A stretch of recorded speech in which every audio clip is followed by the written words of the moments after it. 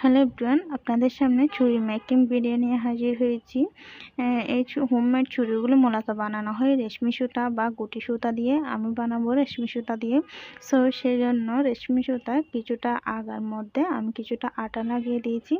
আটা লাগিয়ে দেওয়ার পর এটা একসাথে গোশ করে এবং এদিকে একটা ছুরির বেস নিয়ে নিয়েছি। এই ছুরির বেসের মধ্যে সামান্য কিছু আটা লাগিয়ে এপাশ ওপাশ করে ছুরির মধ্যে রেশমি সুতাগুলো লাগিয়ে নিব।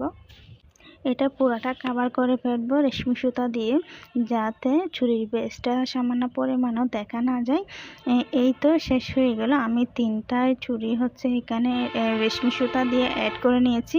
আমি কিন্তু একটু ইউনিক করে করতে, আমি এখানে ঝুনঝুনি নিয়েছি।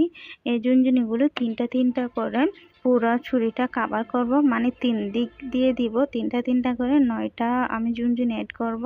আপনারা দেখতে পাচ্ছেন এটা ঝুনঝুনি চুলগুলো সাধারণত ছোট বাচ্চারাই পরে থাকে। যদি ছোট বাচ্চাদের জন্য এই ধরনের ডিজাইন করতে চান তাহলে অবশ্যই এটি করতে পারেন। এতে বাচ্চারাও খুশি হবে, সাথে আপনারাও খুশি হবেন বাচ্চাদের খুশি দেখে। এই যে আমার এদিকে কভার হয়ে গেল। আমি 3টা ছুরির মধ্যে ঝুনঝুনি লাগিয়ে নিয়েছি 3 পাশ করে। সো আপনারা চাইলে এটা ট্রাই করতে পারেন।